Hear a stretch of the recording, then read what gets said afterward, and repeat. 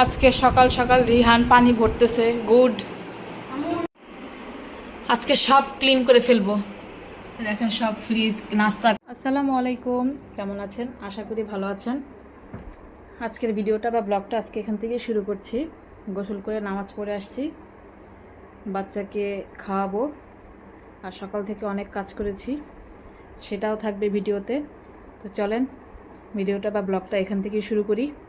কি কি করলাম দেখে আসেন। আজকে সকাল সকাল রিহান পানি ভরতেছে। গুড। হ্যাঁ, দাঁড়াও। এই জানলা, ফ্যান, এই রুম পুরো ক্লিন করলাম। অনেক অনেক ডাস্ট হয়েছিল অনেক। তারপরে এইটা করলাম, আমার এই ছোট রুমটা, এতে কেউ থাকে না। এটাতে পরিষ্কার টরিষ্কার করে, জানালা পরিষ্কার করে, ফ্যান পরিষ্কার করলাম, কুইয়া রেখে গেলাম। এগুলা তো সেদিন করছিলাম, জাস্ট একটু মশামাছি করবো, তারপরে নাস্তা দিব। কারণ আজকে তেমন রান্না বাড়া নাই, রান্না অনেক আছে।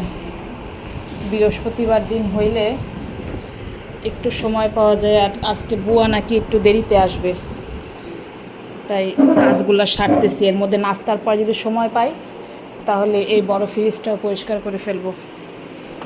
দেখি বুয়া কখন আসে, আগে নাস্তা করি, তারপরে দেখা যাক।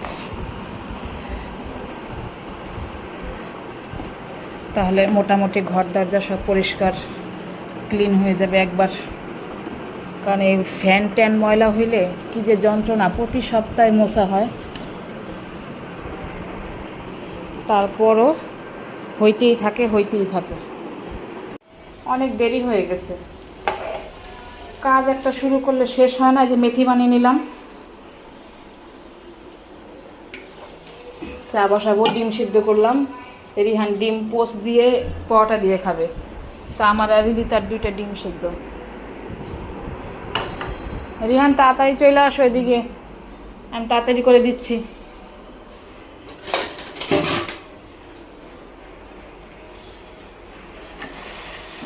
ছোট ছোট পরোটা বানাইছিলাম সেদিন, ছিল, সেটাই ভাজা দিই।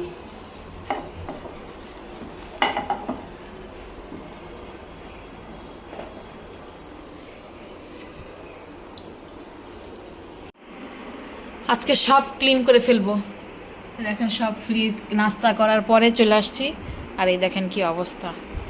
আমার এতগুলা জিনিস ছিল সব ফ্রিজে, দেখছেন?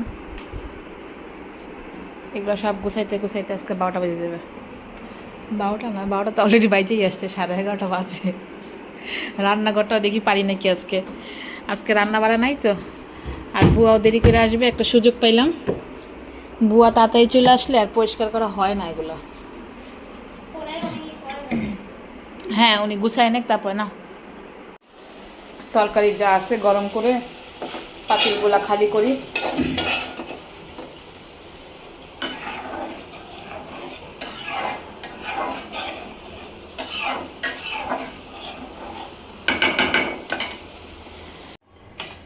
চাইছিলাম 1 প্লেটেই নিব, ছেলের যে নমুনা, ছেলের সাথে 1 প্লেটে খাওয়া যাবে না। ওরা মাখায় দিই,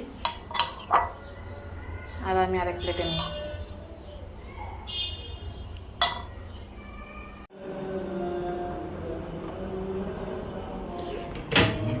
চায়ের পানি দিলাম, নামাজ পড়ে আসলাম। আমার এখানে মসজিদ থেকে আওয়াজ শোনা যায় নামাজের। আসরের নামাজ পড়া, অজু করে যে নামাজ পড়ছি তাই বসেছিলাম, আবার নামাজটা শেষ কইরা তারপরে নাস্তা দিব।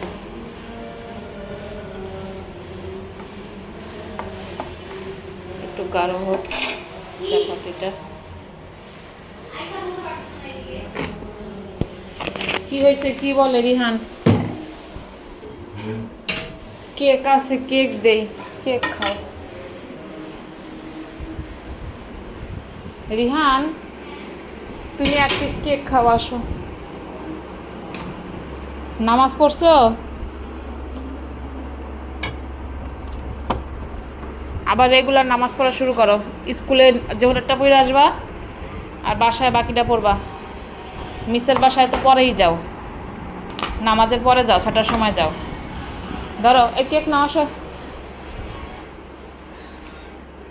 নামাজ শেষ করে দিয়ে তারপরে যাবা। এই অল্প অল্প সময়ের জন্য নামাজ মিস দিও না।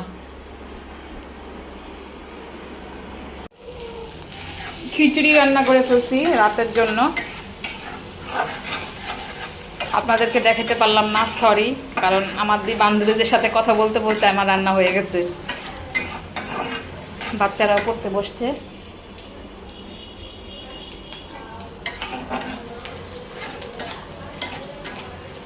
অনেক দিন ধরে কথা হয় না তো, সবাই ব্যস্ত হয়ে গেছি, কারোর সাথে কারোর যোগাযোগ হচ্ছে না।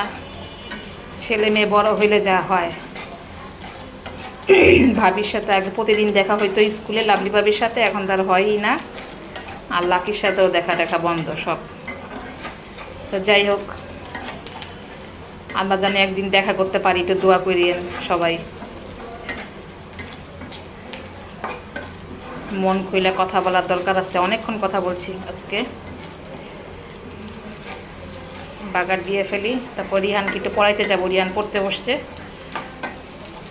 একবারে কাজটা শেষ করে যাই, পরে ডিম ভাজি করে দিব খাওয়ার আগে। আজকে অনেক কাজ করলাম তো সকালবেলা, এর জন্য রান্না করি নাই।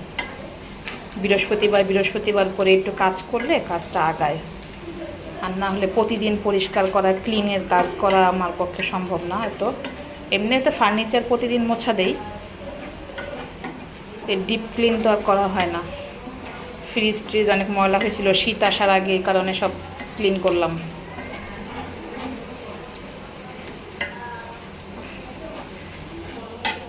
ডিম ভাজি করে নিয়ে আসছি, ভালো লাগবে খাইতে, খাও।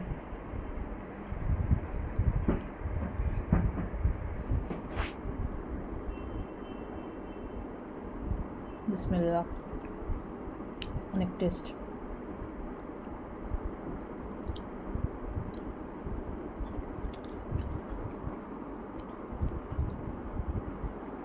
রিদিতা খেয়ে ফেলছে, রিদিতার বাবা খাবে পরে। এখন আমি আর মা ছেলে খাইতেছি, খুবই ক্ষুধা লাগেছে। বাবা শুরু করো না, আর শুয়াবো লাগে না, ইচ্ছা করতেছে না, ইচ্ছা করবে, আসো। হ্যালো মানব, না হ্যালো গাইস, আমরা তো গাইজ এখন থেকে সবাই গাইজ। হ্যালো গাইজ, আসো। দর্শকদেরকে গুড নাইট জানাইতে হবে না, আসো। পা খোলাইতেছো, দিয়েই না, মলমটা দিয়ে দিলে ভালো হয়ে যাবে আজকে। আল্লাহ হাফেজ। লাইক কমেন্ট শেয়ার করবেন, ফলো দিয়ে সাথে থাকবেন। অবশ্যই কিছু কমেন্ট করবেন, যে ভালো লাগলো বা মন্দ লাগলো, যাই হোক। গুড নাইট বলো। Good night.